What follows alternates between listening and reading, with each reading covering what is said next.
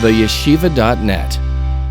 There is a pasuk, a verse in Tehillim that we say every single morning, 7 days a week. Tehillim Kuf Mem Zayin, chapter 147. Boine Yerushalayim Hashem, Nidche Yisrael Yechanes. Hashem builds Yerushalayim, and those of the Jewish people who are scattered around the world, who are Nidche, Nidachim, rejected, lost, forlorn, He will gather. There's a medrash on this pasuk. It's known as a medrash pliya. Medrash pliya means those medrashim that are strange, very difficult to understand. The medrash says, I quote, Afal pi sheboyne Yerushalayim Hashem, mikol makom nidche Yisrael yechanas. Even though Hashem rebuilds Yerushalayim, nonetheless, He will still gather there all of the scattered, all the Jewish people who are scattered around the world. At first glance, it's a very strange medrash. The medrash sees this pasuk as a afal pi, as a chiddush, as a novel. Even though Hashem builds Yerushalayim, you might think He won't gather the Jewish people there. Comes the pasuk and says, no. Afal pi that boine Yerushalayim Hashem, nonetheless, nidche Yisrael yechanas. What's the question? What was the initial thought? And what's the chiddush? What's the concluding thought? Another question in this pasuk is the grammar. It begins with present and it concludes with future. He builds Yerushalayim. He will and gather the scattered ones of the Jewish people. Either it could have said, Boine Yerushalayim Hashem, Nidche Yisrael Mechanes, or Yivne Yerushalayim Hashem, Nidche Yisrael Yechanes. That would make the beginning of the verse and the end of the verse, it would synchronize them. But here the beginning opens up with present, Lashon Haiva, Boine, and the conclusion with the future, Yechanes. Those are the two issues we want to begin with. There is a Mishnah, the last Mishnah of Maseches Gittin, page 90, Gittin Daf Tzaddik Amud Aleph, which at first glance is very difficult to understand. I'm going to quote it. The Mishnah wonders, what are the grounds for divorce? What are the legal grounds for a divorce? Beis Shammai says, Lo yegarish adam es ishtoi, elim kein motza bo ervas dover. One should not get divorced unless there is promiscuity in the relationship. Beis Hillel says, Afilu hikdicha tafshiloi. Even if she burnt his dish, comes home Shabbos, the cholent is overdone, the rice is too sticky. Beis Hillel says that the food is burnt, that's it, a get. Rabbi Akiva says, Afilu motza acheres noeh himena. Even if he finds a woman who's more beautiful than his wife, it's grounds for divorce. That's the Mishnah in Gittin, the last Mishnah. I was once giving a lecture on relationships. So there was somebody in the crowd who was somewhat educated in this field. And he says, why don't you present to the crowd the true Jewish version on romance? I said, what do you mean? Then tell them the Mishnah in Gittin.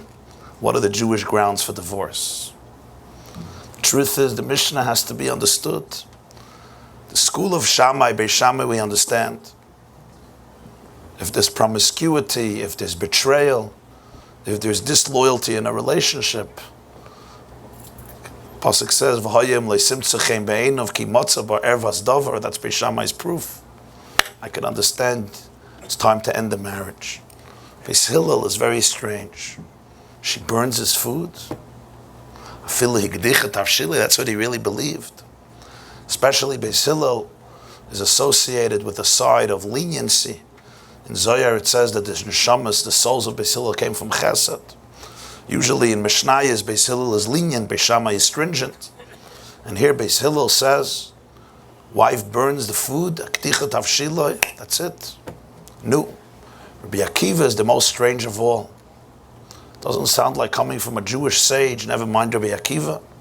It's more like a Hollywood condition for divorce. He's walking in the street, he sees somebody who is Noah Himeno, is more beautiful than his wife, that's it, kaput. The marriage is over. Very difficult to understand. Rabbi Akiva meant that. From all people, it's especially strange coming from Rabbi Akiva. Why? Rabbi Akiva knew what his wife did for him. Rabbi Akiva's wife sacrificed her life for him. Rabbi Akiva, what the Gemara says in Ksuvas, Rabbi Akiva was a shepherd. He was a son of converts. He was a simple shepherd. He was working for the sheep, for the Kalba Savua. He was one of the wealthy, prominent Jews of his generation. And Kalba Savua's daughter, Rachel, took a liking to Rabbi Akiva. And even though her father excommunicated her and banned her, and completely made a vow that she would not benefit from a single dollar, a single cent of his assets. Nonetheless, she, despite her father and her family, went with Rabbi Akiva. She married him. Not only that, Rabbi Akiva knew that his wife gave up 24 years of the marriage just for him. 24 years. First 12 years she sent him to learn, and then when he came back, he heard her say she wouldn't mind if he learns another 12 years. And many men would dream of such a wife. Sends him away for 24 years, doesn't even have to come home once. But I guess they're not Rabbi Akiva and their wives are not Rachel's. Works both ways. But that was Rabbi Akiva's wife. When he comes back with 24,000 students, he tells them, Shali v'shalachem, shalahu. What is mine, what is yours, all belongs to her. The Gemara asks in Masechta Shabbos, Ezel Asher, who's wealthy? What's wealth? Gives different explanations. Tarfon says, if you have 100 fields, and in each field you have 100 servants, basically you have a lot of real estate. Rabbi Yossi says, what is wealth? Kol sheyesh lo beisakise samach l'shulchana. You have a table and you have a bathroom. You're a wealthy man. Don't complain. What does Rabbi Akiva say? What's wealth? Kol sheyesh lo isha noa b'maisa. Somebody has a good wife, is a reiche mensch, is a wealthy person. If you have a good wife, you're wealthy. It's all Rabbi Akiva. He knew it from personal experience. Comes Rabbi Akiva in the Mishnah and says, somebody sees another woman who looks noah, looks more beautiful than his wife, that's grounds for divorce. His truth is that the halacha is like Beis Shammai. It's brought in Shulchan Aruch and Even Ezer, the Chalkas Mechoikik. The halacha is like Beis Shammai. A woman burns rice, or steak, or kishka, you don't go for a get. And certainly not the other issues. If there's promiscuity, there's grounds for divorce. And even then, we try to avoid it at all costs. It's only the last resort, as known. But I'm not asking now the halacha. I'm asking Pshat in the Mishnah. What was Beis Hillel thinking? What was Rabbi Akiva thinking? How do you understand this? How do you explain this perspective?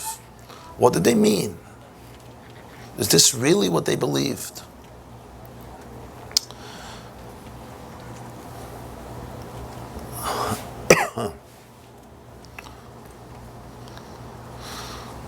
I want to bring up another issue, change the subject, and we'll come back.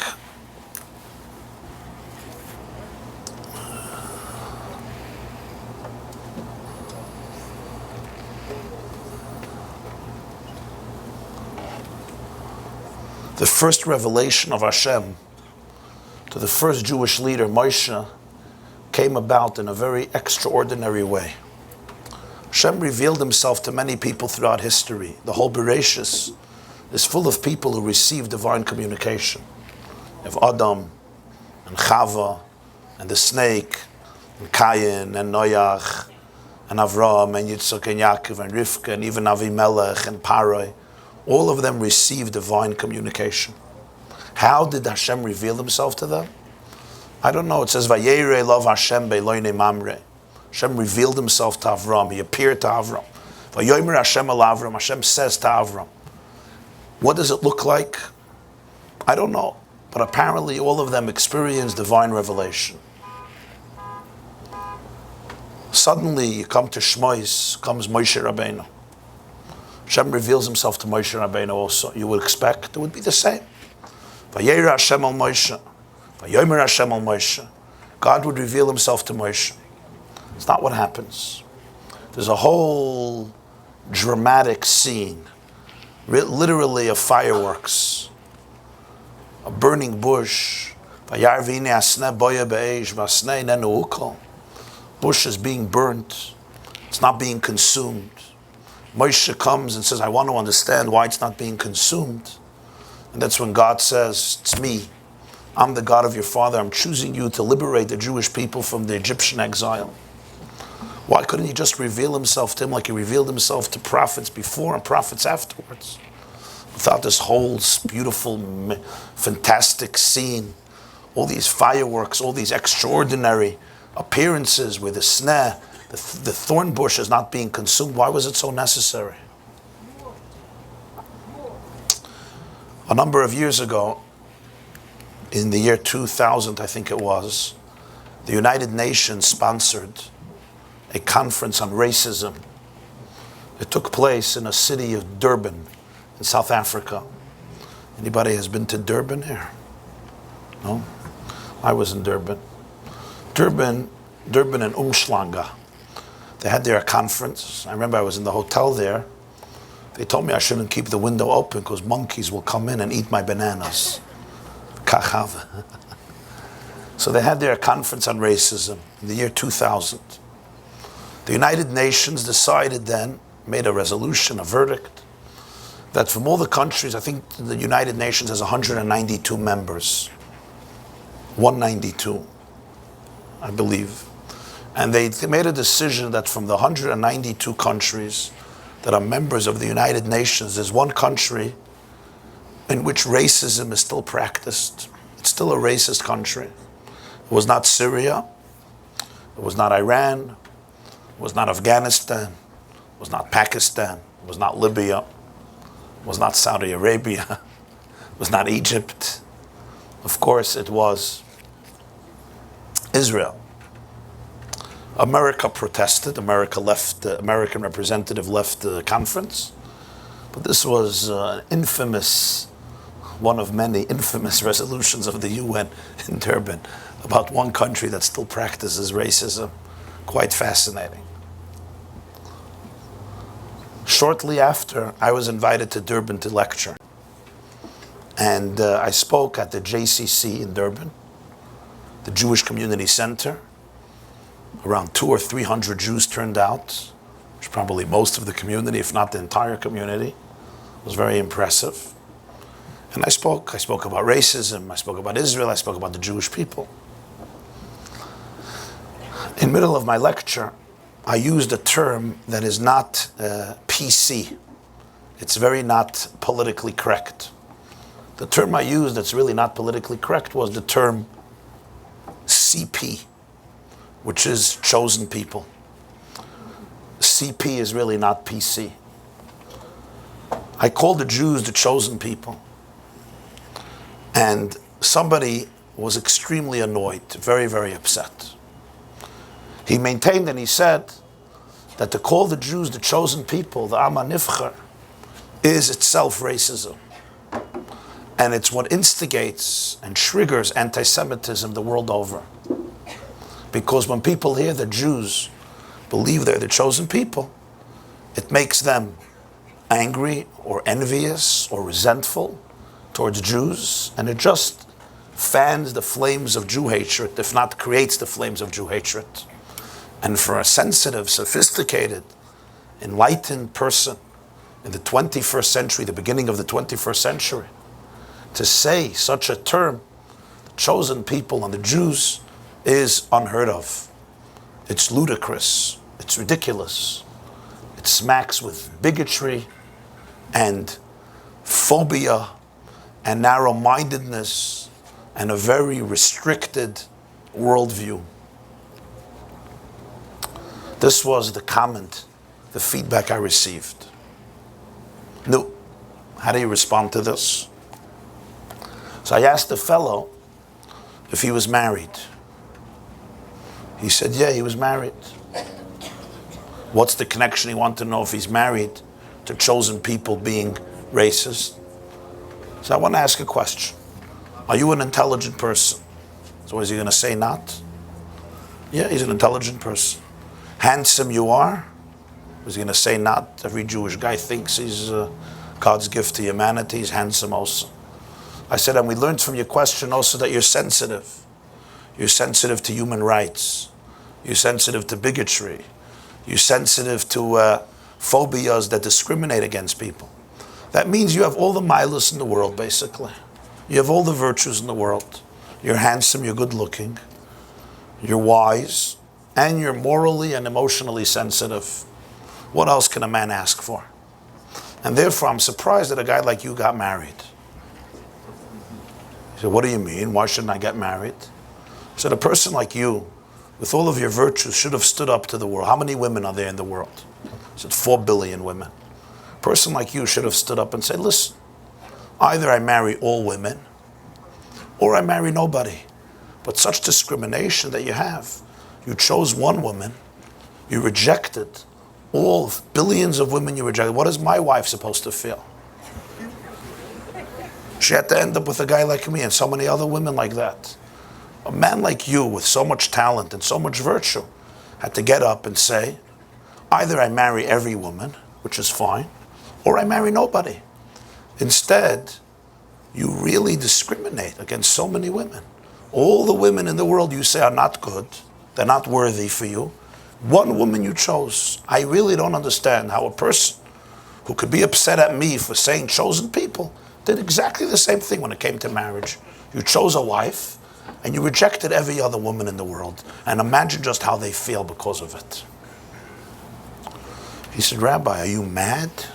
I said, why? I'm saying, I'm being rational, no? You're so sensitive to these things. You're a male chauvinist. You have issues with chosen people. You did exactly the same thing when it comes to men and women. So he said, just because I married one wife, it doesn't mean I discriminate against other women. I said, so why didn't you marry all of them? I'm sure they would have all jumped for a guy like you. Why didn't you marry all? You should have married nobody.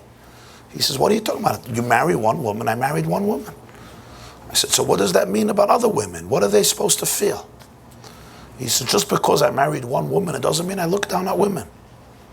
I hold in high regard every woman. I respect every woman. There's just one woman that I married.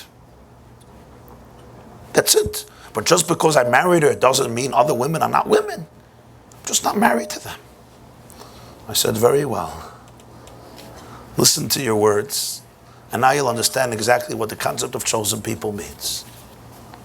The concept of chosen people does not mean that other peoples or humans are to be looked down at, or disregarded, or discriminated against, or disrespected. In parentheses, I'm going to add, it's not really the topic today, but I'm going to add it just in parentheses. We, the Jewish people, because we suffered so much in exile, especially in Europe, before the war, so Jews developed a certain vocabulary when it came to Gentiles. And I think many of us still suffer from it, and really we need to heal from it. Because today is an opportunity in the world where Jews can have a tremendous positive influence on the non-Jewish world in terms of morality, in terms of Sheva Mitzvahs B'nai Noach, in terms of justice, in terms of charity, in terms of kindness, philanthropy, family values, moral values, ethical values. And many, many Gentiles are very good people. But a lot of Jews, especially in the ultra-Orthodox community, are still used to the language that dominated the Jewish shtetl for so many years, and parents or grandparents who were Holocaust survivors. So naturally, as a result of that, there's a certain type of vocabulary that is spoken about when it comes to Goyim. Now, in some situations, it's more than true. In many situations, it's not true. And Jews are not fulfilling their mandate that was given to them in today's generation by God, which is to influence the whole world. All Jews and also all of mankind. And for that, you need to come from a place of confidence and empowerment and goodwill, not just mistrust. So you have to know when and where and who you're dealing with, but that's just a general comment. So I say, it was the Bible, Genesis, that says, Ki b'tselem Elokim asa Adam. God created man, every human being, in his image. He carved out every human being in the divine image. It doesn't say that about Jews. It says that about all descendants of Adam and Eve, every person.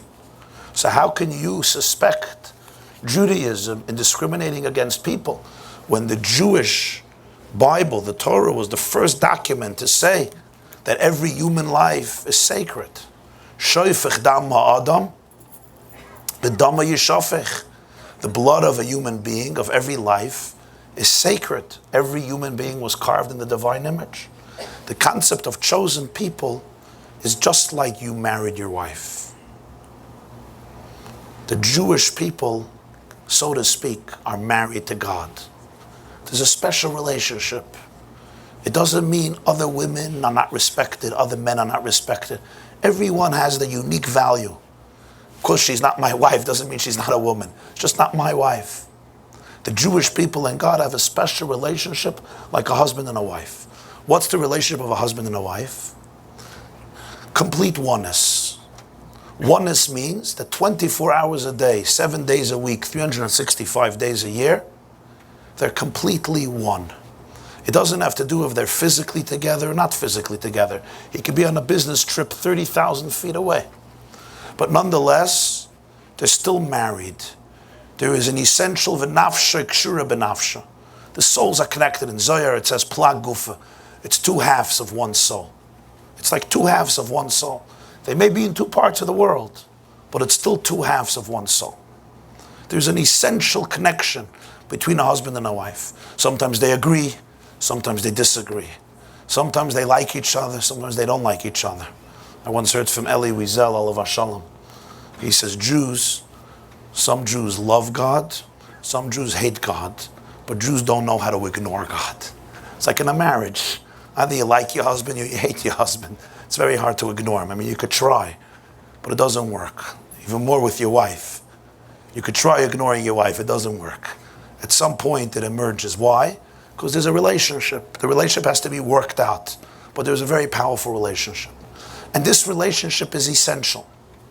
And here I come to another mistake that many of us make. We often define, even in our chinuch system, what is Judaism? Judaism is a religion. Yiddishkeit is a religion. That's not true. Judaism is not a religion. It's not true. It has some components that make it similar to a religion, but it's not a religion. Proof for it is simple. Say a Christian, lahavdil, stops believing in the Lord and in Yashka and in everything Christians believe in. He stopped. His father believed in it, and he says, I'm an atheist. I have nothing to do with any of this. He's not a Christian anymore.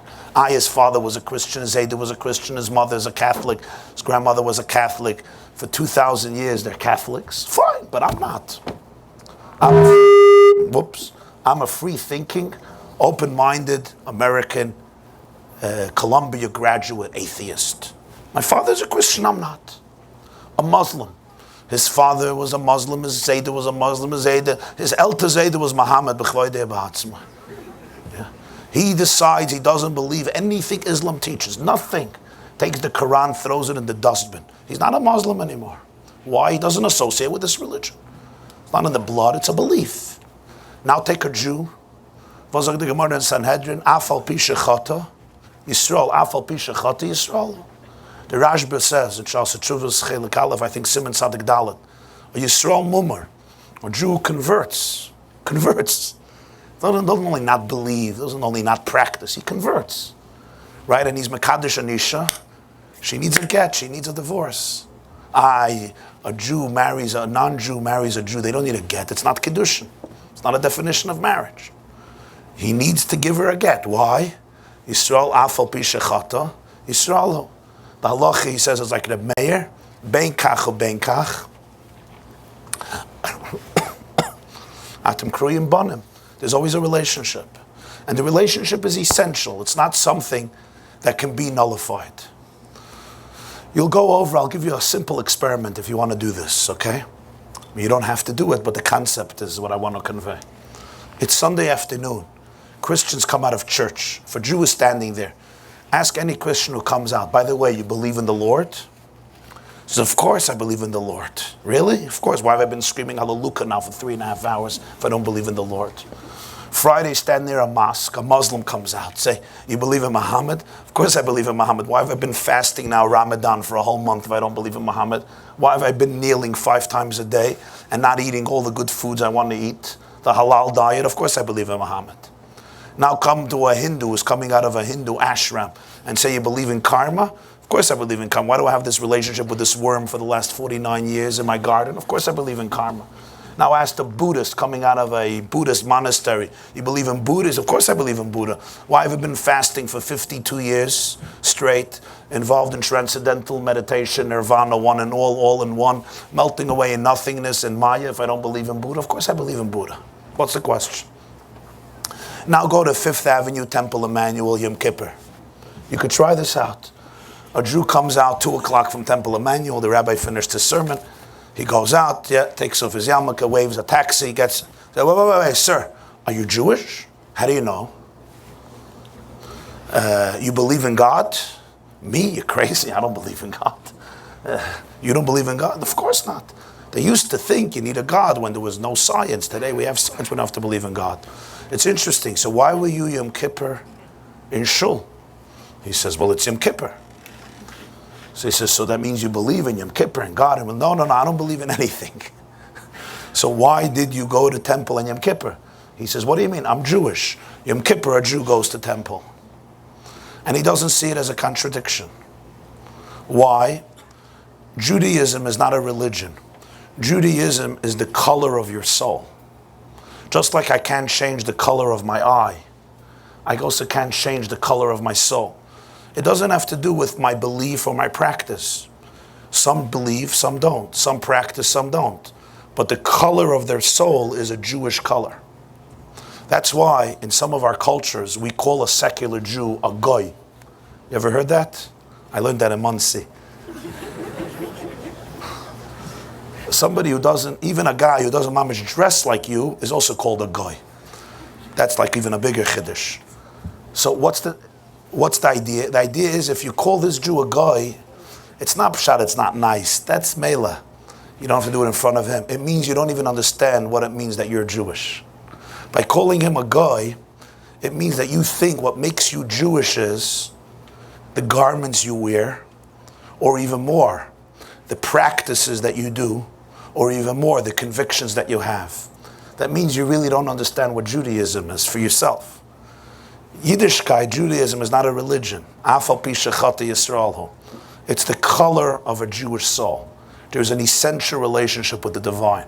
Some people have the privilege to live that relationship, and for some that relationship may be eclipsed, but the relationship is intact. I once got an interesting email from Sydney, Australia. This fellow writes an email as follows. He's Jewish, but he hates Jews. Okay. Not the first, not the last. When he was growing up, he said he told his mother he doesn't want to date Jews. Doesn't even want to marry a Jew. He's not even a consideration. He married a non-Jewish woman.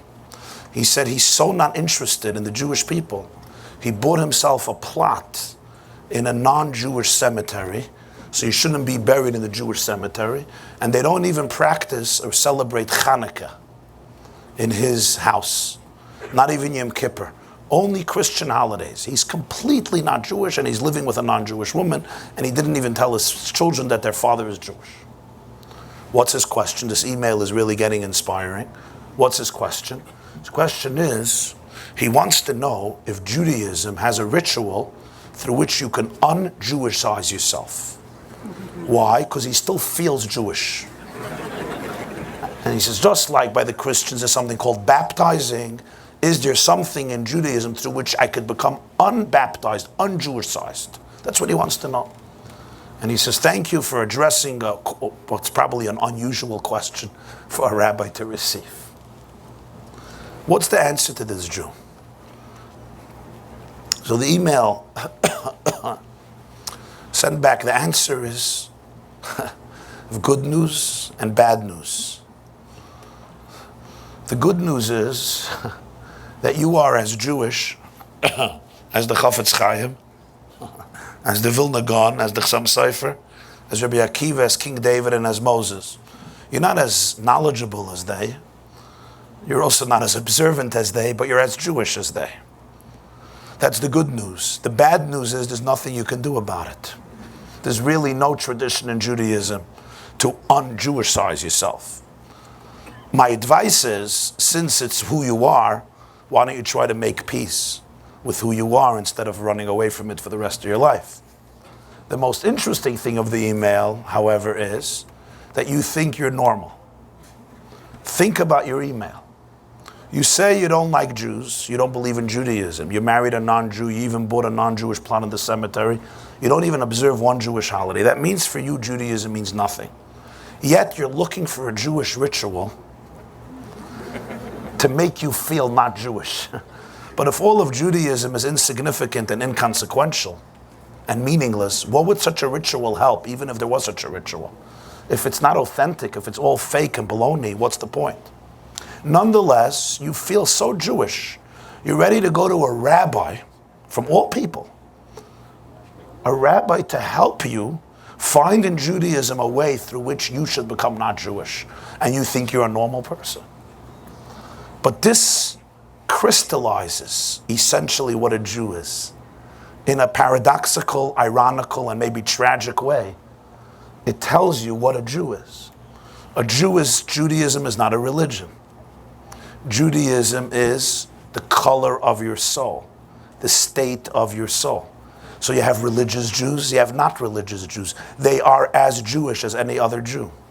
They may be completely ignorant, they may be completely clueless, but they're as Jewish. This is a mistake that a lot of Haredi Jews make today. They forgot what it means to be Jewish. So when they see a Jew who's secular, they look at this Jew and they say, he's a goy. No, he's as Jewish as you are, completely. Because he's as Jewish as you are, instead of feeling superior to him and negative towards him, on the contrary, you have a tremendous opportunity and privilege to help him or her reveal what they are already innately and essentially. Tragically, who understood this very, very clearly? As David HaMelech says in Tehillim, "May oivai techakmeini." We sometimes become wise from our enemies. We sometimes need wisdom. We need to glean wisdom from our enemies. It would be nice if we wouldn't have to, but sometimes you look at your enemy in order to have chachma. If you look at the great enemies of the Jewish people, you'll see that they did not distinguish between this type of Jew or that type of Jew. Hitler, Yamach Shemai, it made no difference. A person who was a tzaddik, a Talmud Chacham, a Gaon, a Bakei Shas and Poskim, not only frum, but a Shoyme Torah Mitzvahs Mahadrim and a Mahadrim, and a Jew who considered himself a socialist, left-winger, atheist. If there was Jewish blood flowing through his veins, the venom was identical. Why was the venom identical? Because there was a kedusha, a holiness that he felt in every Jew, and he was allergic to it. And therefore the same hate, the same passion directed towards the most religious Jew was directed towards the most secular Jew. Almost without distinction. Incredible. The Jew could be screaming, "It's not me, I don't believe in this, I'm not part of this." But somehow the non-Jew felt the same holiness in this Jew like in this Jew. There was something at the core that could not be eradicated. The truth is, it goes back to Haman. Haman got upset at Mordechai because he wasn't bowing down to him. So kill Mordechai. Why do you have to kill every Jew? There were a lot of assimilated Jews in Shushan. Why do you have to kill every Jew? So what does the Megillah say? Ki higidu loi es am Mordechai. Haman understood that every Jew is a shtickle Mordechai. Every Jew is part of Mordechai. Mordechai is unique. He's holy, he's exceptional. Kill him. No. He knew that there's something of Mordechai in every single Jew. Ki higidu loi es am Mordechai. So I'm explaining, without all of these examples, to this Jew in South Africa, that chosen people is not about discrimination, nothing to do with discrimination. It has to do with the fact that Jews are married to God. And when you're married to somebody, there's a special relationship, there's a special connection. You could be friends with other people, you're accountable to other people, you should respect all people, you're connected to all people on some level, but there's a unique, intimate connection that a husband and a wife share with each other, hopefully positive, sometimes unfortunately negative, but there is a unique relationship, a unique oneness, a unique connection. I was once traveling on an airplane to where was it, Puerto Rico. So it's, I think, a 4 or 5 hour flight. So when we land, I take out my phone and I call. I was sitting near a priest. The whole flight I was sitting near a priest. Priests are, of course, celibate. They're not allowed to get married. They made a mistake. It said celebrate. They thought it was celibate. Whatever, that's a separate issue. So we were schmoozing. It was a very, very, very interesting schmooze. He was a very educated man. And we had a very interesting conversation. So he asked me, why'd you take out your phone right away? Who are you calling? I said, I'm calling my wife. When I land, I call my wife. So he says, you see, that's the advantage of not being married. I said, what? He says, I don't have to call anybody. I'm a free man. I'm completely free. I don't have to call anybody. I'm alone. He says, I'm going to be here now for 3 months, not accountable to anybody or anything. I don't have to make a call. But when you're married, he says, that's what the duties you have to do. It was a very interesting observation he made. Why? Because it made me think, indeed, it's true. When somebody is a bachelor, they don't have to call. They could go away for 3 months, not even tell anybody. Besides their mother, probably nobody will worry. As long as they tell their mother, Jewish mother especially, that he's alive, you're fine. If a person is married and you go away for 3 months, even for 3 hours, even for number of mine for 3 days without a call, it's probably not the wisest thing. Anybody of you who ever tried it knows what I'm talking about. On one level, you could say, you're subjugated. On another level, the meaning is, your life matters to somebody else. If I'm connected to somebody else, they're worried about me, and I don't call, there are consequences because I'm not living on my own, I'm not isolated. What does it mean to be married? To be married means there's somebody who cares about you 24 hours a day. Both ways. What does it mean to be married to God? Comes Shachris, God says, I'm waiting for a text message. Vubistu, I'm waiting for a call. Mincha, I want another call. When you go on a business trip, how many times a day do you call your wife? At least 3. Usually you should call 9. She'll call you 9. You call 9. Together it's 18. But at least minimum 3 times. Shachris, Mincha, Ma'ariv. So when you understand that it's a relationship, it means that there is an essential connection, an essential powerful connection.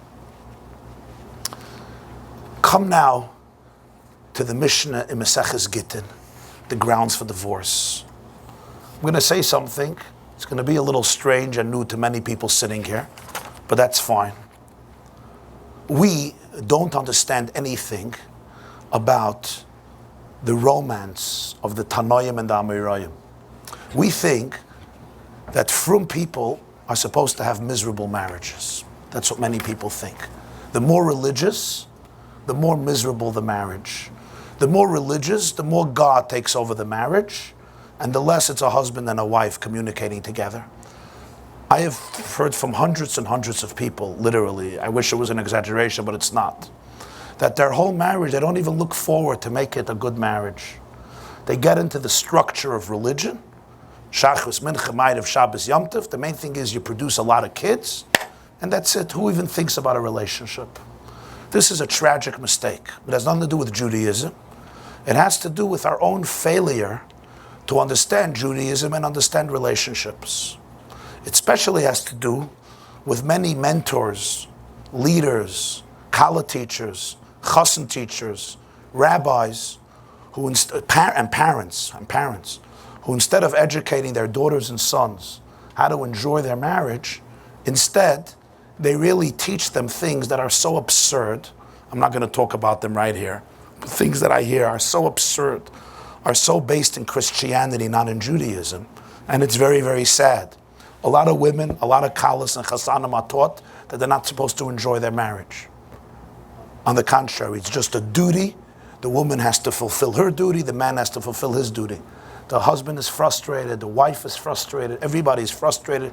It takes them 15, 20 years to open up to somebody normal who tells them, Chevra, make a life for yourselves. God wants you to have a happy life. God wants you to enjoy each other spiritually, physically, emotionally, psychologically, socially.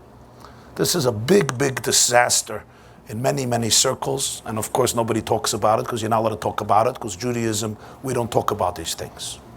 We don't talk about life. We only talk about chumras. The pasuk says in Parshas Vayetze, Vayisha, it's probably you skipped this pasuk. Vayishak Yaakov l'Rachel vayefk. Yaakov kissed Rachel and he started to cry. So there was once a Yid, Chashav Yid, who gave a shir. He said, why did he cry? He said, Pashat, he kissed her. He said, Oi, I kissed a girl. So he started to cry to do tshuva. So somebody said over this story to the Ger Rebbe, to the Beis Yisrael. Somebody said over this vart. So he said, I'll tell you why Yaakov cried. Yaakov cried because he knew that one day this rabbi is going to give this interpretation. That's why he started to cry. In other words, he started to cry about the fact that Jews think that love is treif, that relationships are a horrible thing, that whenever you talk about love between a husband and a wife, it's the worst thing in the world. You don't talk about it. That's why Yaakov was crying. Yaakov was crying about a Judaism that doesn't believe that people are people. So what happens is this. We make believe that men are angels. They're not. Most people are not addressing who they are. They're not giving them guidance or perspective. Because they're not giving them guidance or perspective, their whole intimate life is secretive.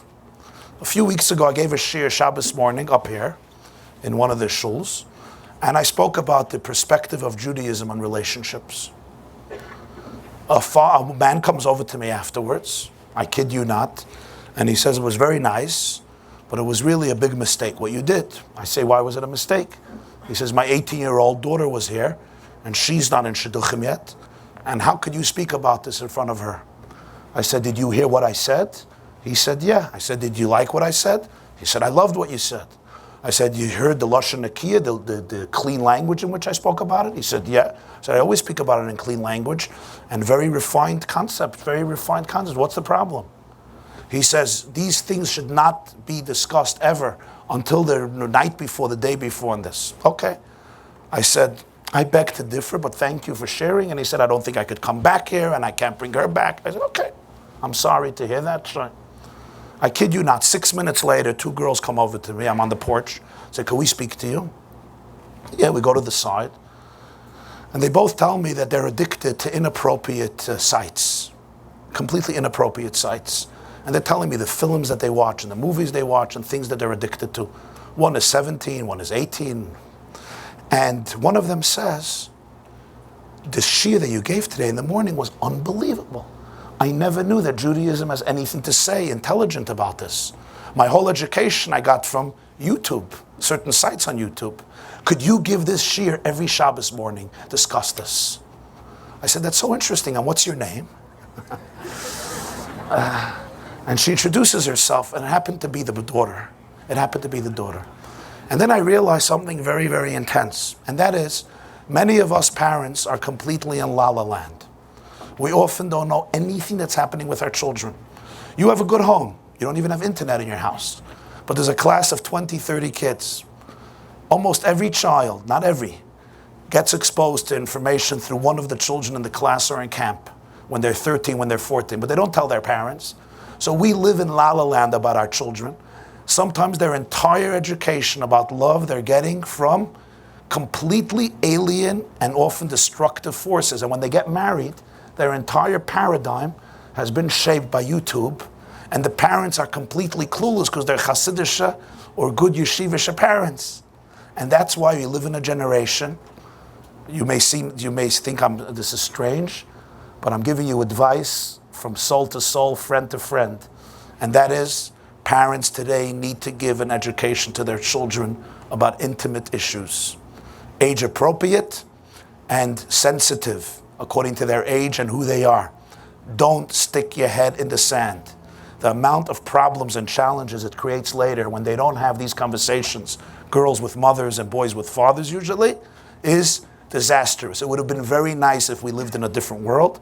We don't live in that different world. And I'm talking here even in the most Hasidic communities where there's no internet and there's filters galore. There's one kid in the class who knows everything and introduces it to other kids. I learned this the hard way, and I see this as a fact. And this is where people need to understand that if Yiddishkeit only talks about things that are not really relevant to people's lives, we have failed ourselves as Jews. We have disconnected from Judaism. Why is it that Kala teachers have to tell Kalas that marriage is not, intimacy is not supposed to be enjoyable? What are men supposed to do? I don't know how many men, I'm not justifying them, how many people felt the need to go elsewhere to find enjoyment because they can't find it in their marriage. In the name of Kedusha, in the name of Tara, this is what we're doing. By not helping women and men learn how to be married in a powerful, healthy way, how many people are going elsewhere? Nichshel in Inyanim of Misa B'dei Shamayim, all in the name of Chassidus, of Kedusha, Tara. If this is not corruption, what is corruption? If this is not corruption, what is corruption? In the name of holiness and sanctity, many, many young men desperately trying to satisfy themselves find all types of grotesque alternatives because they can't work it out in their marriage. And we call this holy. This is something that really needs to be rectified, at least in my humble opinion. That's what the Ger Rebbe said, why Yaakov was crying. Vayishak Yaakov l'Rachel vayevk, my interpretation of what he said. He was crying because he realized there's going to be a whole generation of Jews, including in Ger, among his own Hasidim, and others, who will completely misunderstand that relationships are holy. Relationships are sacred. The Ramban writes that the bedroom is called Kodesh HaKadoshim. It's the Holy of Holies. In Tanakh and Malachim, the Holy of Holies is called Cheder HaMitos, the bedroom. In Judaism, the bedroom is holier than a shul. How do I know? If there's no mikveh, you have to sell a shul and take the money and build a mikveh. Because a shul, you make misha beirachs, you daven and you make kiddushim and the gabbai gets attention, or the rabbi gets attention, or the president gets attention. But mikveh is where the Jewish tomorrow is created. The essence of the relationship of a husband and a wife is kodesh kadoshim. I don't mean the spiritual relationship. I mean the physical relationship and the spiritual relationship. They work together. Whenever you create a Judaism that divorces Ruchnius from Gashmius, heaven from earth, and people from angels, when you make believe men and women are angels, you create neurotic people. You create sick people. You create people that are unhealthy. They're not functioning healthy. And religion becomes a very strange exercise. And their real life is completely in secret. Completely in secret. And they come, they sit down, and they expose themselves, and they think they're telling you things that nobody ever shared in the history of humanity, because they're the only human beings, because they thought that in their whole community, everybody is malachim. They're the only humans. Well, welcome to the United States of America. Lo nitna Torah l'malache, lo nitna Torah l'malache hasharis. They say, what's the difference between a neurotic and a psychotic and a psychiatrist? The neurotic builds castles in the air. The psychotic lives in them. The psychiatrist collects the rent from both of them. So whenever you have a Judaism that doesn't integrate life, you create an issue, or you create a neurotic. Vayishak Yaakov l'Rachel vayevk. The Gemara says that when the Yuma, Non Daled, when the Gentiles came into the Kodesh HaKadoshim, what did they see? Ro hakruvim ma'urin zebazeh. Now people are thinking, we came Tisha B'Av for a Shia, it's supposed to be about Tisha B'Av. How indeed did Rabbi Y get involved with Vayishak Yaakov l'Rachel vayevk? What are we talking about? The answer is this is the essence of the day. The Gemara says that when they went into Kodesh HaKadoshim on Tisha B'Av, they saw the kruvim u'urin zebazeh. The kruvim were intertwined with each other. They were integrated. They were hugging each other. Freg de Ritva, in Yuma, Nun Dalet. The Ritva doesn't make sense. The Gemara says in Yuma that when Jews would come up for Aliyah L'Regel, they would open up the Paraychas and they would show them the Kruvim. If they were looking at each other, the boy and the girl were looking at each other, it meant that Hashem and the Jewish people are in a good relationship, and that's why they're gazing at each other. If they looked away from each other, it means the relationship was problematic, so they looked away from each other. As the Ritva, what does it mean that Chamisha, at the Tisha B'Av, the Kruvim U'Urim, not only were they looking at each other, they were literally hugging each other. It's the opposite. That time was the most, apparently the greatest estrangement. So the Bnei Yissaschar brings a Torah from the Maggid of Mezrich. The Maggid of Mezrich says in Gemara in Yevamis, Chayav Adam Lifkei des Ishtoi B'shah sheyoytze l'derech. Before a guy goes on a business trip, the Gemara says he has to be together with his wife. Since he's traveling, he has to make sure the night before he's together with his wife. Says the Maggid, since it was now Churban Beis HaMikdash, Eicha Yoshva Vodod, Ha'i Rabbasiyam Hoysa Kalmona, Zog the Medrash, Ki Isha Shaholach Baila L'Medinas Hayam. She's not a widow, she's like a widow. Why is she like a widow? Because her husband went on a long business trip.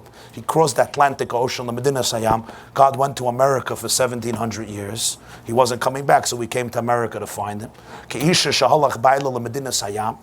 So therefore the Maggid says, right before that, Chayav Adam Lifkei des Ishtoi. The husband has to be together with the wife. Why? Because he's leaving. So that's why on Tisha B'Av, before, so to speak, the Shechina left, it was a moment of Kruvim U'Urim Zeh B'Zeh intimacy. It goes one step deeper. And that is, it says in Yerushalmi, that Mashiach is born on Tisha B'Av. That's why the Arizal brings, we say Nachem in the Mincha. What's Pshat Mashiach was born on Tisha B'Av? The seed of Mashiach is conceived from the intimacy between Hashem and the Jewish people during the Churban. Kruvim U'Urim Zeh B'Zeh, that conceives the seed of the Geula in the womb of the Jewish people that then develops throughout Galus until the Geula. Kruvim U'Urim Zeh B'Zeh. Now, Atkan Maimer HaMuzger, now we come back to the Mishnah in Gittin. It's very hard for us to appreciate the truth. The Tanoim and Amirayim had a level of a relationship that is deeper than most of us can even appreciate. For us, if we basically get along in our houses and we don't kill each other, never mind if we even enjoy each other once in a while, it's already like, wow, what are you on? But by the Tanoim and Amirayim, the relationships were very, very deep. In fact, there's a Befedish Gemara in Brachas. I'm not going to get into the whole Gemara, but the Gemara basically points out that Reb Kahana wanted to learn about this part of Judaism, and he hid under the bed of Rav. Rav was the Gadol Hador, and the Gemara says in Brachas that he saw how much Rav enjoyed his wife, and he came out from under the bed afterwards, and Rav is like, what are you doing under the bed? And he says, Torah hi v'lilmed ani tzarech. This is Torah, and I have to learn this. Imagine you would tell this story today to people. They would say, this is not Judaism. This is Nishchsidus Eitza Befedish Gemara. Why did they put it into the Gemara? They wanted to put it into the Gemara to teach people that the greater and holier a person is, the better marriage he has. The holier you are, the better your relationship with your spouse. The less holy you are, the worse the relationship. Why? More holiness, more connection. More greatness, more intimacy. The holier, the more spiritual somebody is, the closer they can be with their spouse. It's not the other way around. That's what the Gemara clearly says about Rav. According to this, come back now to the Mishnah in Gittin, and you'll see the meaning of the Mishnah. The meaning is as follows. You have Beis Shammai, you have Beis Hillel, you have Rabbi Akiva. Here you have to understand one thing. When we learn Mishnayos, we think it's just laws. Halacha, do this, don't do this, do this, don't do this. It's much more than that. It's not just what you should do and what you should not do. It's also a description of what is happening inside. The halacha outside is a reflection of the halacha inside. Let me explain what I mean. When you say, what are the grounds for divorce? What are the grounds that a husband and a wife should get divorced, chas v'shalom? What are the grounds? What is the meaning of this?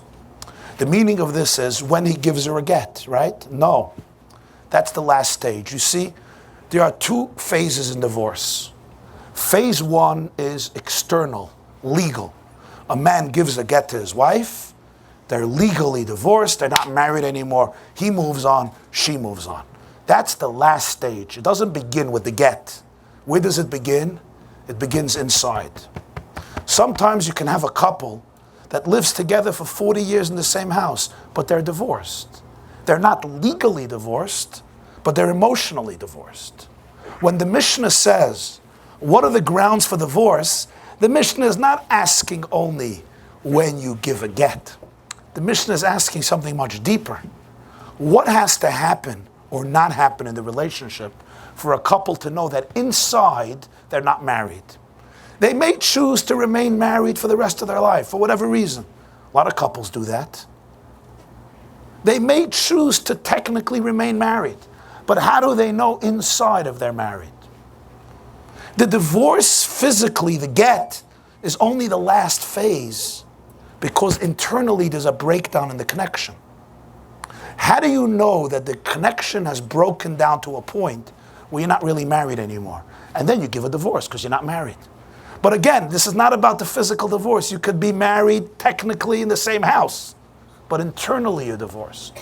And therefore, halachically says, if you're internally divorced, get externally divorced. That's the question of the Mishnah. That's a much deeper question. How do you know you're divorced inside? How do you know you're not really married? You're living with somebody, you call them your wife, your husband, but you're not married. Now there are three opinions. And let me tell you, before we go through these opinions, these are very high levels of love. Modern man, modern woman usually can't even conceive this type of romance. Beis Shammai says, you know how you know that internally you're not married? Matzah ba'er v'azdavar. A couple has loyalty to each other. The moment that loyalty is broken, the moment the wife, the husband, betrays the loyalty, the moment there's no red lines that they don't cross, the moment they cross a certain boundary of loyalty, Beis Shammai says, internally you have to know there's something missing there. You may be friends, you may be business partners, you may respect her, she may respect you. All's good and fine. You're not married. If you were married, there's a certain level of betrayal that you don't reach. And if you're crossing that red line, it means you have to ask yourself, are you really married? Or maybe you're just legally married, but you're not married. Beis Shammai. Not bad for today's world. Comes Beis Hillel and says, was verstehst du in love? Let me tell you Beis Hillel's opinion. And I'm going to tell you right away. Halavai, not that we would have this. Halavai, we would even be able to understand this. Beis Hillel says, afilu hikdicha tafshiloi. Even if she burns your food. What does this mean? This means, if you go home and your wife made you dinner, nishtum Tisha B'Av geret, but soon, and you eat it, and you say, Rebbetzin, this is really burnt. This is really horrible. This is disgusting. This is not food. This is not food. We should have gone to a restaurant. Afilu hikdichat avshila. If you could feel that your wife's food is burnt and there is a cook who is better than your wife, if you could feel that your wife's food is inferior to somebody else's food, Beis Hillel says, internally you're not married. If you were really, really married, the fact that it's your wife's food makes it the most delicious food that was ever concocted in the history of civilization since the tree of knowledge. Why? Because it's your wife's food. Now you're looking at me and like, what? That's my point. We don't even understand what this means. But that's what Beis Hillel is saying. If you could taste somebody's food and say, ooh, I wish my wife would cook like this, that means you're not married. If you would be married, the fact that your wife made you the food My wife made me this verhackte food. It's Tam Gan Eden Mamish, beyond. It's not what she made, it's who made it. It can't be burnt. There's so much romance, there's so much love in every one of those burnt pieces of food. Where are you going to get that? You're going to get that in a restaurant? You're going to get that on Amazon? Where are you going to get that? At a Kiddush Shabbos afternoon, Shabbos morning, you're going to get that. Where are you going to get that? Now you're looking at me like, Rabbi, food is food. That's the point. By you, food is food. By Beis Hillel, food was love. Food was energy. Food was part of a relationship.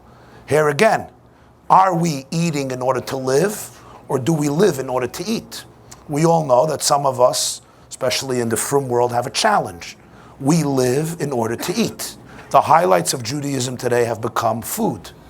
Our religion revolves around food. Shavuos, cheesecake.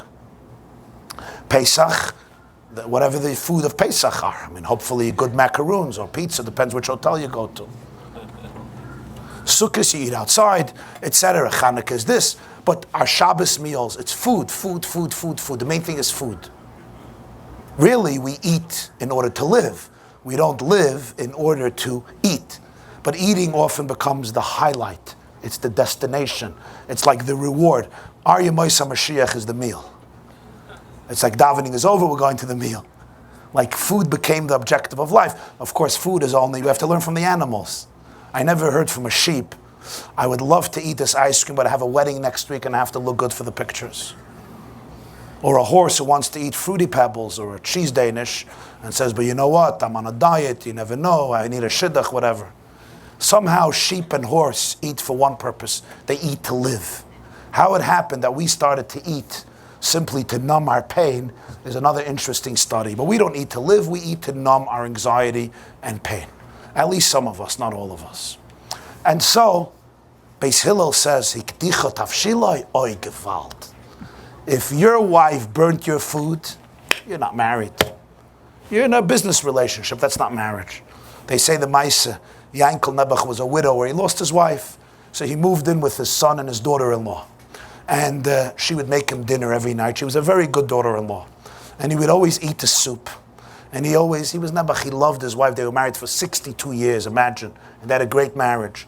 And he would always finish eating the soup and she would say, Nu shver, how was the soup? And he would say, listen, you're not bad, aber se kippt nicht. Se kippt nicht zu dein Schwieger. It's not like your mother-in-law used to make the soup. You're not bad, and I appreciate it. But anyway, once she was in Costco, she was shopping Thursday for Shabbos, and suddenly she remembers, she left the soup on the fire, and she forgot to turn off the fire. She calls the house, is anybody home, to turn off the fire. Nobody is home. The only one who's home was the shver, but for him to go and turn off the fire, he would have made a fire. So she decided not to ask him. And she left go in Costco. You know what Costco is? It's not so posh at Thursday afternoon, a woman alone in Costco. It's really a man's job. She drops all the packages. She runs into the car. She goes home.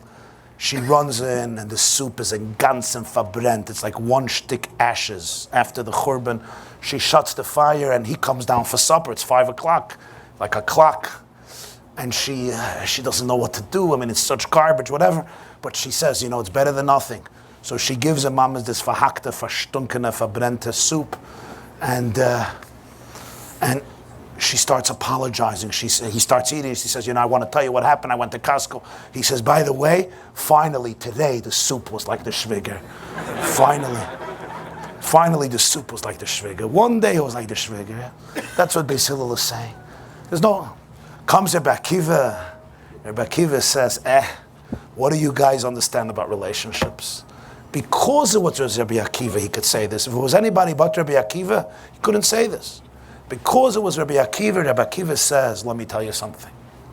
If you're walking in the street, or you're on the subway, or you're on a bus, or you're on a plane, or you're in your office, wherever you are, and you see somebody, and she could have more beauty than your wife, Rabbi Akiva says, you are internally divorced. If you're capable of seeing beauty somewhere more than in your own spouse, it means your connection is compromised.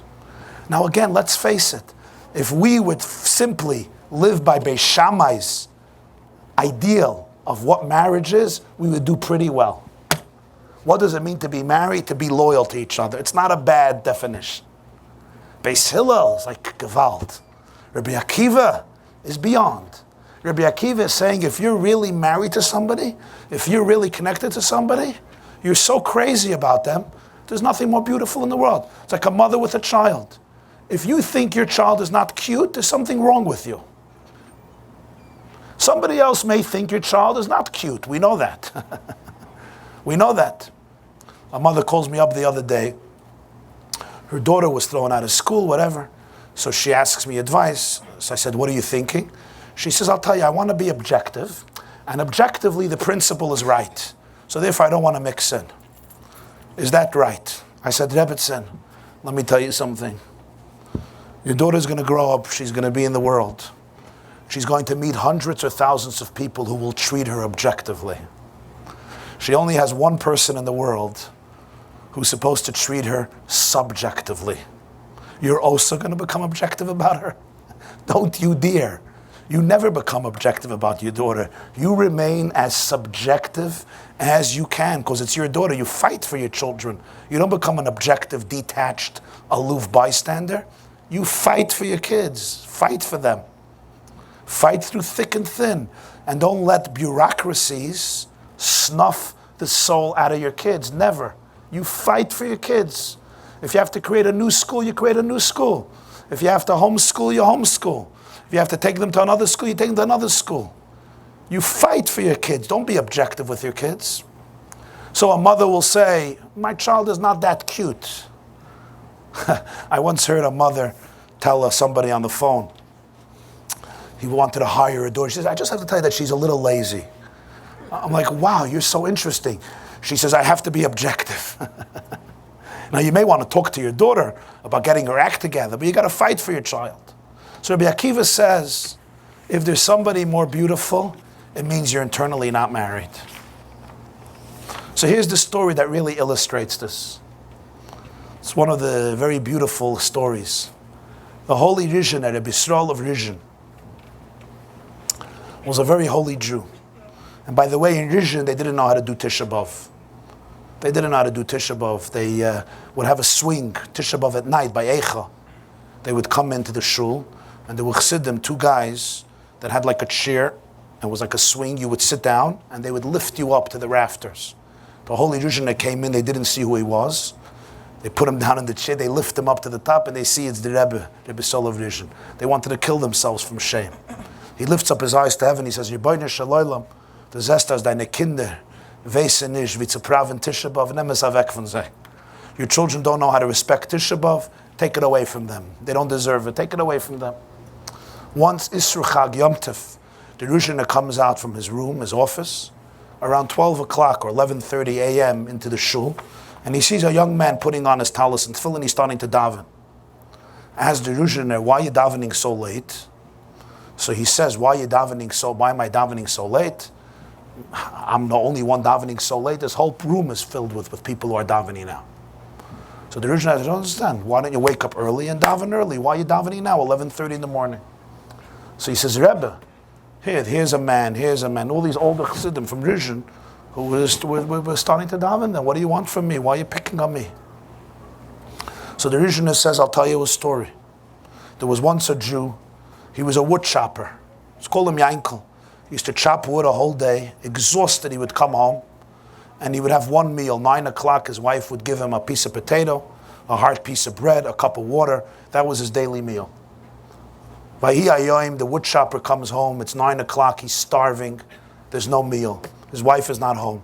No, he thinks to himself, my wife, she probably wants to make me feel good. So tonight she decided to prepare a Suda Shloima B'Shaita. She's going to make a big meal, and that's why the supper is delayed. Then he thinks to himself, but where did she get the money to buy real food? Meat, chicken, vegetables, fish. She probably pawned off her jewelry. She probably put her jewelry in a mashkin. She gave it away as a mashkin, as collateral, to get money to buy all these foods. And he starts thinking about the tremendous chavivus, the tremendous respect and sensitivity his wife has towards him, knowing his hard work, how she wants to reward him with a good dinner.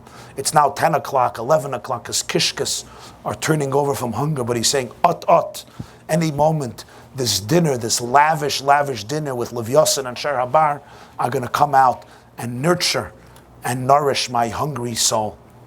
It's 11:30 p.m. The poor guy is starving. He's been fasting all day, chopping wood. His wife runs into the house and says, "Oh, yeah, uncle, I'm sorry, I forgot. I had to leave. You didn't even eat yet." And she brings him a piece of potato, a glass of water, and a hard piece of bread. He says to her, "For this meal, I didn't have to wait till 11:30 p.m. This meal I could have had 9 o'clock, I could have had 8 o'clock.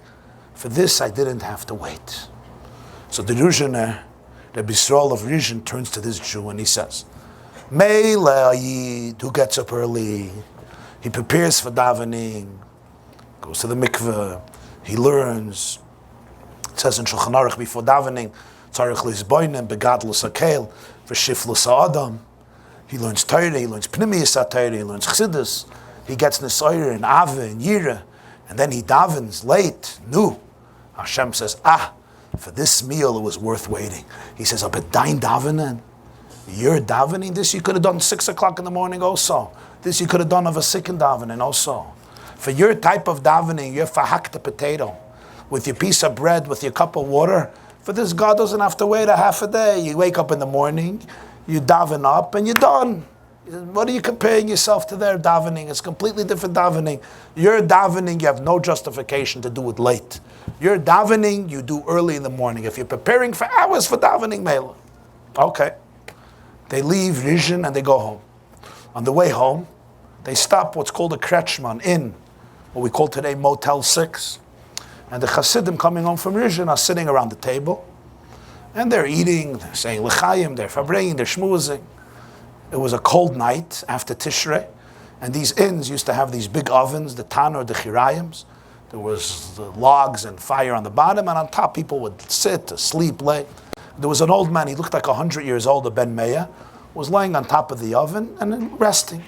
He sees these Chassidim coming from the Heilig Yerushalayim, sitting around, shmuzing, eating, drinking, and farbringing together, speaking divrei Torah, divrei Chassidus. He looks at them and he says, "From Vikimtir, where are you coming from?" Say, "We're coming from the holy Rabbi Yisrael of Ruzhin." He says, "Nu, zaktzap zavart." Tell me something from what he said. So they decided, what do they have a better word than what he said this morning? And they said over to this old man what he said this morning to this young chassid who davened late. The whole mashal with the dinner for the woman and the husband, the wife and the husband. So this man looks at them and he says, "Your Rebbe is wrong. He's making a very, very big mistake." No, these were real chassidim. They couldn't tolerate hearing that. They wanted to jump him. A chutzpah. He says that the Rishon is wrong. Where does he get this audacity? They start hollering. He says, "Relax. I'll explain to you why he's wrong. Listen to me." He says, "I say that if that husband would have really loved his wife, then even if it's 11:30 p.m. and all she gives him is a piece of potato and a piece of bread and a cup of water, he would have enjoyed it so much because it was coming from his wife. It would have been as pleasurable as the Lev Yossin and the Shir Bar, and he would have not complained. And I say that if God really loves a Jew, then even a davening that is fast, even if it's imperfect and it's flawed and it's not impeccable and it has a lot of mistakes and it's a few hours late, I say that he would still love it and cherish it and savor every moment of it and every component of it because it's coming from somebody that he loves so much. And therefore I say your Rebbe is wrong." No, Chassidim haben achush hareach. You have to have a sense of smell. So what do? They go back. They knew they had to go back. They went back to the Bisrael of Ruzhin. They went into him and they told him what happened. And the Heilig Yerushalayim said that the soul of this Jew came down to the world to say this vart. His neshama came down to this world just to communicate this insight. And they understood what he meant. He was around 100 years old. And this was like his grand finale, his ultimate final statement that he needed to say to fulfill his mission in this world. But this insight that he gave is essentially the explanation of this Mishnah. If you're really married, the food is not burnt. And if God is really married to them, their food is not burnt. It's not hikdichat avshiloi. That's the view of Beis Hillel. Now you can understand why in this Mishnah, the halach is like Beis Shammai. Beis Shammai's standard we can appreciate. Beis Hillel's standard, Rabbi Akiva's standard, is something absolutely unique. The same Rabbi Akiva who says in Maseches Yadayim that Kol Kisvei HaKodesh, Kodesh, V'Shir HaShirim, Kodesh Kadashim. All of the Tanakh is holy, but Shir HaShirim is the holy of holies. Lo hoya ha'olam kedai ki yom shenitem bo Shir HaShirim liYisrael. The world was not worthy like the day that Shir HaShirim was given to the Jewish people. What is Shir HaShirim? Shir HaShirim essentially is a love poem about the chassan and the kala, the groom and the bride, which is a metaphor, a mashal for the relationship between Hashem and the Jewish people.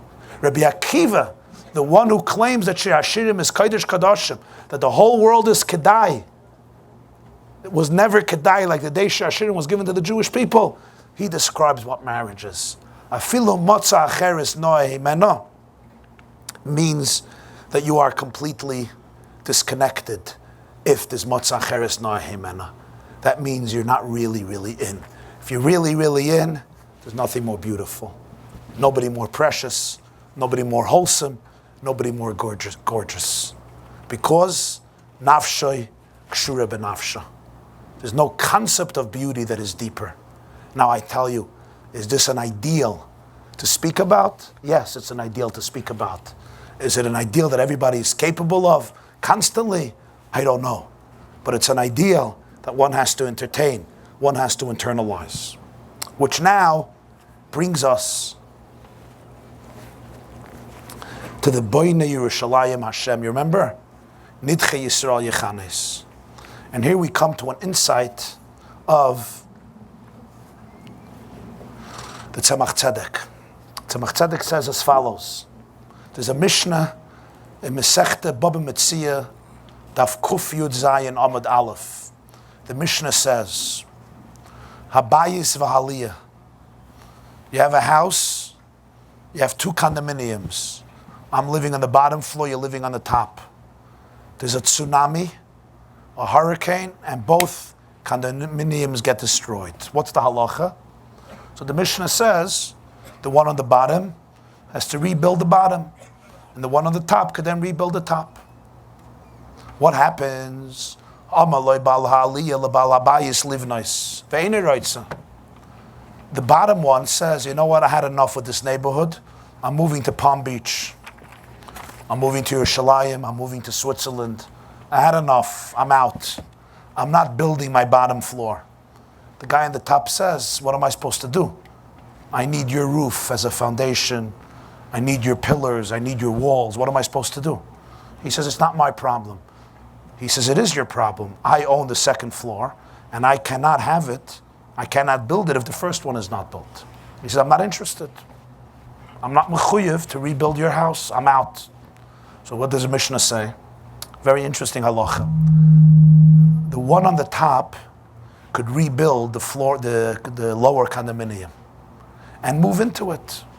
He rebuilds the condominium on the bottom, and he moves into it. Oh. The guy on the bottom comes back from Palm Beach, comes to visit for Pesach.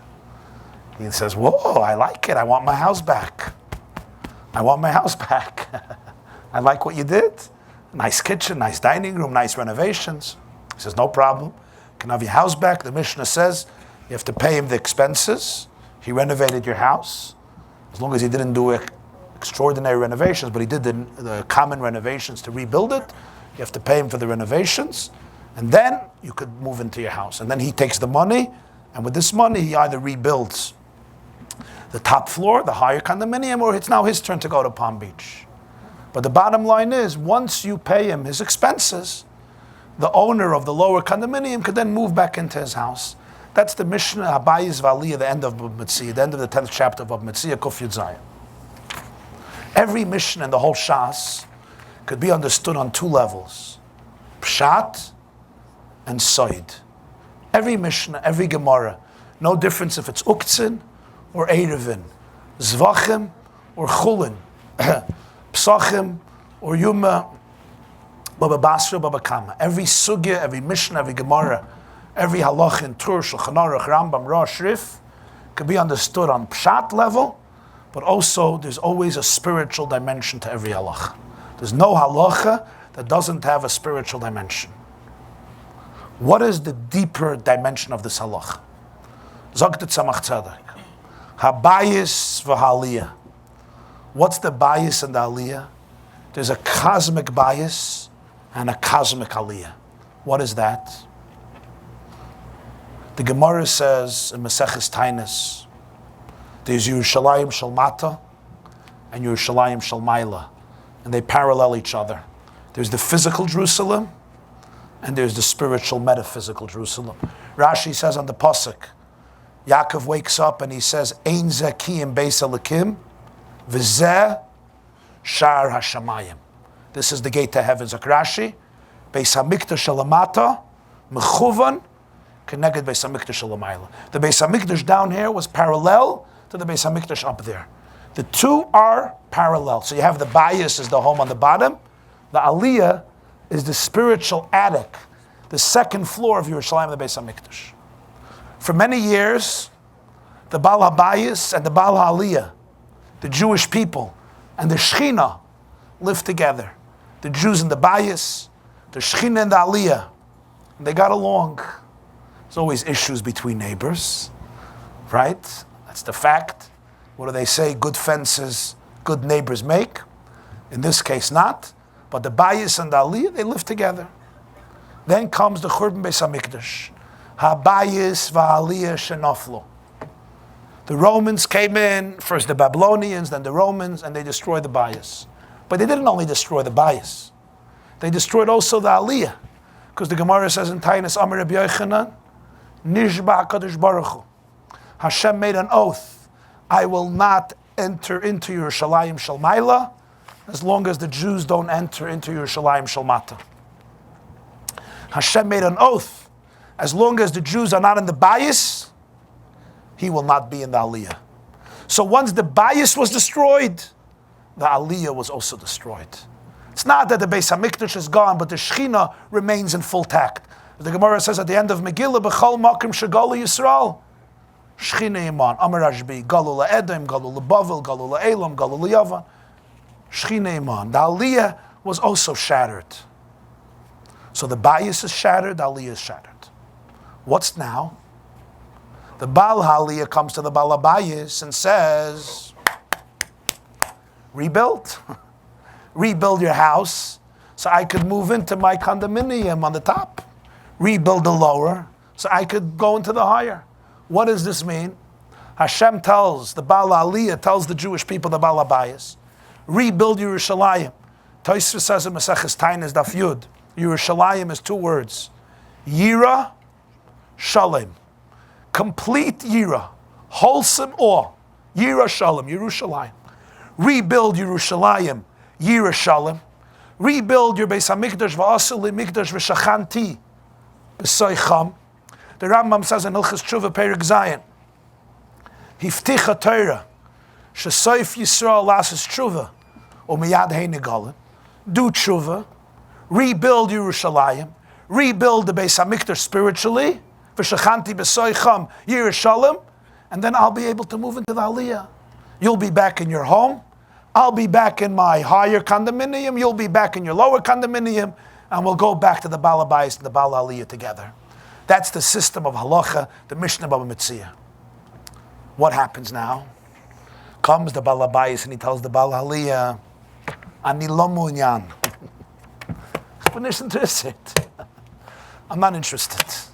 I'm going to go find another house. That's the story of it. I'm not interested. I'm not interested. I'll find different sources. I'll find different homes. I'll find different places of refuge. I'll find alternatives. I'm not interested in going this route. If you're familiar with Jewish history, you understand how vivid this description is. What happens now? There's no bias. The Baal HaAliyah wants to move in, but there's no bias. It's bitter. It's bitter. The Baal HaBayis says, I'm not interested in rebuilding. What happens? The Baal HaAliyah comes and rebuilds the house. The owner of the upper condominium comes and rebuilds the lower condominium. He says, I'm going to rebuild it. You know what happens now? The Baal HaBayis comes back and says, whoa, good job. I'm coming back. No, I need to get paid. I need my expenses to get paid. Pay up all the expenses, everything I put into it. Then you'll go back. That's where we're holding now in the Mishnah. Now come to the Pasuk. Says the Medrash, Afal pi sheboine Yerushalayim Hashem, mikol makoim, nidche Yisrael yechanes. Even though Hashem builds Yerushalayim, so you would think, since Hashem is boine Yerushalayim, since the Baal HaAliyah is building the bias, he tells the Baal HaBayis, you want to come back? Great. But you have to pay expenses. Afal pikein nidche Yisrael yechanes. He's still going to bring back all the Jews without any conditions, without any prerequisites. Don't think that just like in the Mishnah, the Baal HaBayis refuses. The Baal HaBayis has to pay up all the haitzahs. Don't think the same thing is going to happen here. That's the pshat in the Medrash. Even though he's building it, nidche Yisrael yechanes. Why? The answer is because in the Mishnah you're talking about two neighbors. Neighbors are neighbors. It's all nice, but they're still neighbors. They're strangers essentially. Here you're not talking about two neighbors. Here you're talking about a husband and a wife, a father and a child, a mother and a child. Here you're talking about two that are essentially connected. So therefore, Hashem says, I built it, but come in. Just come in, I want you to be here. I'm not going to wait till you do all your expenses. That's why boine is Lashon Hoiva, Yechanes is Lashon Asid. Boine, he rebuilds. Yechanes, in the future, after the Baal HaBayis rebuilds, he gathers in the children. This is an interpretation given by the Tzemach Tzedek in this Medrash, based on the Mishnah Bava Metzia. I will give you a little, maybe not such a little, but an interesting postscript to this. And I'm not suggesting interpretation or commentary, because it's beyond me to suggest this type of commentary or interpretation. But I do find it quite historically fascinating and interesting, and maybe really other adjectives should be used here. That is, Yutes Kislev, Tovshin Chavav, 1966, the Lubavitcher Rebbe was having a Farbrengen for the Chag HaGeula of Yat Kislev, and it was always the case at the weekday Farbrengens, he would do a Hadrin, a Siyam on a Masechta. And Yutes Kislev, they have a minute to be Messiah Shas, he would always make a Siyam Shas, or on one of the Masechtas of Shas. That year he made a Siyam on Baba Metzia. He made a Hadrin on Baba Metzia. And he did a whole long Hadrin, Machlaikas with the Rambam, Shtei Guinness, a whole Sugya, Rabbi Yehuda, Rabbi Meir. And he finished the Hadrin. He said now he wants to say something else. And the Lubavitcher Rebbe said over this whole vart from his grandfather, from the Tzemach Tzedek, who he was named after, this whole shtickle about Boine Yerushalayim Hashem with the Baal HaBayis and the Baal HaAliyah.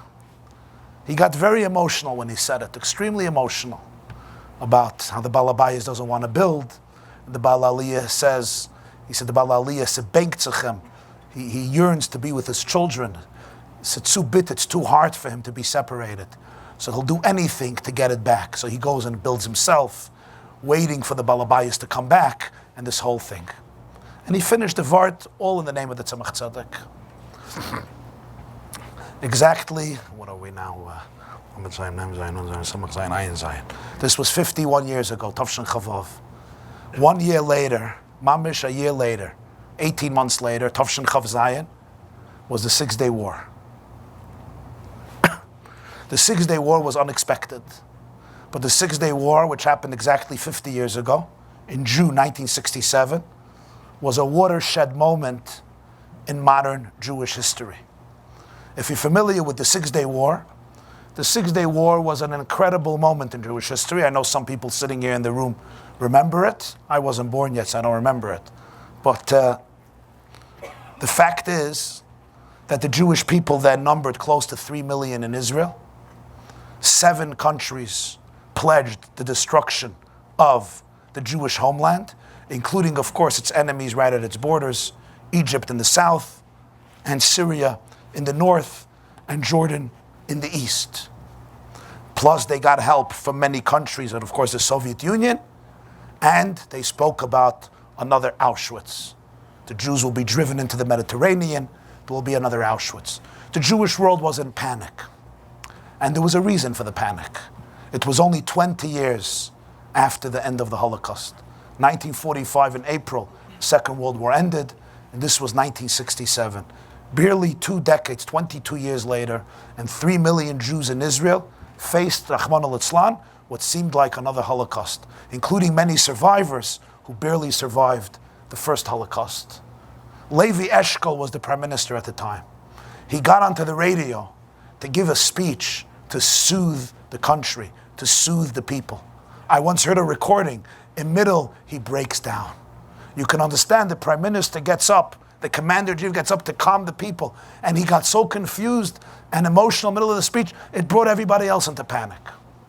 It was a very, very powerful moment of fear, for good reason. They prepared grave sites, expecting 60,000 casualties, 70,000 casualties, body bags. They had to make new fields for Batei Kvaris, and so on and so forth. What happened was something extraordinary. And that is, it was on Monday, excuse me, the end of year, Tovshin Chav Zayin, June 5th, 67, in the morning, the Israeli Air Force took off and within 6 hours destroyed the entire Egyptian Air Force. That itself, how that happened without the Egyptians noticing what's going on, is also an incredible story. How the Egyptians allowed their entire Air Force to be completely decimated and destroyed within the first 6 hours of this preemptive strike of Israel. The war was over 6 days. And in those 6 days, Israel was tripled, 3 times the size.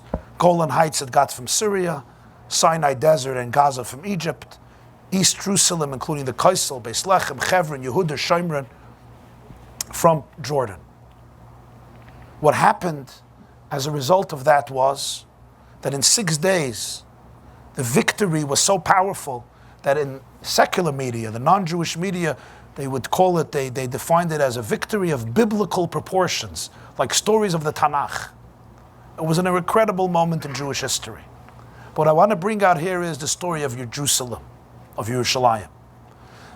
Israel was allergic to the old city of Jerusalem. Levi Eshkol, who was the prime minister, Moshe Dayan, who was the defense minister, and Yitzchak Rabin, who was the chief of staff, the Ramatkal, they were allergic to Jerusalem. It was religious. You're dealing with the church. You're dealing with the Muslims. They wanted it should be under Jordan. Let the old Jerusalem be. Some of the generals, there was a man named Motke Gur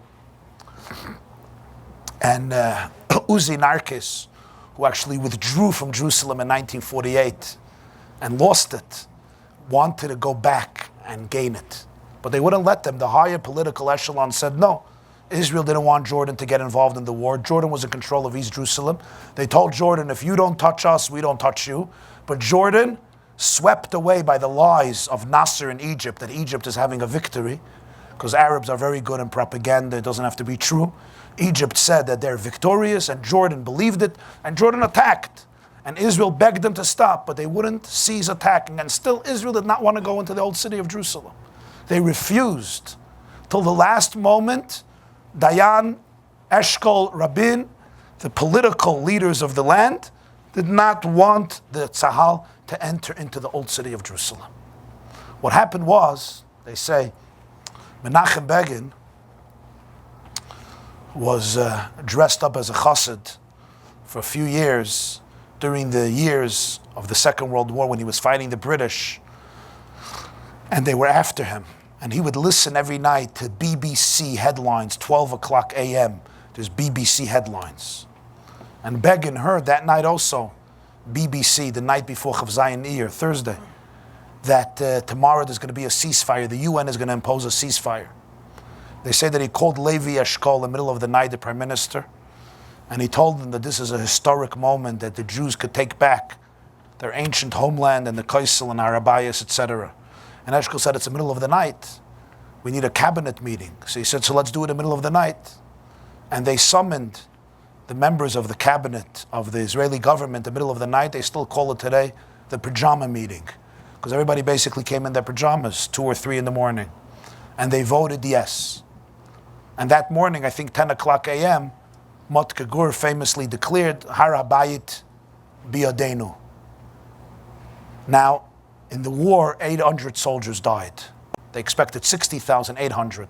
But more, I think, than a fourth were killed in the Battle of Jerusalem because they wanted to do it in a very delicate... This is where Jews become their worst enemies, and in order not to anger anybody, they will bend over backwards in order to appease the world, which anyway can't stand them. But that's a separate parsha. And Yerushalayim was returned to the Jewish people. The Kaisel was returned to the Jewish people. The Har HaBayis was returned to the Jewish people.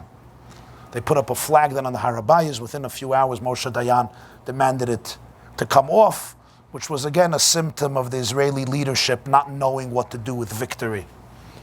Jews know very well how to lose. We don't know how to win. After 2,000 years in exile, we do very well with loss. We're good at it. A Jew makes a fist, and the next step is Oshamnu, Bagadnu, Gazalnu, Al Chet, Al Chet, Al Chet.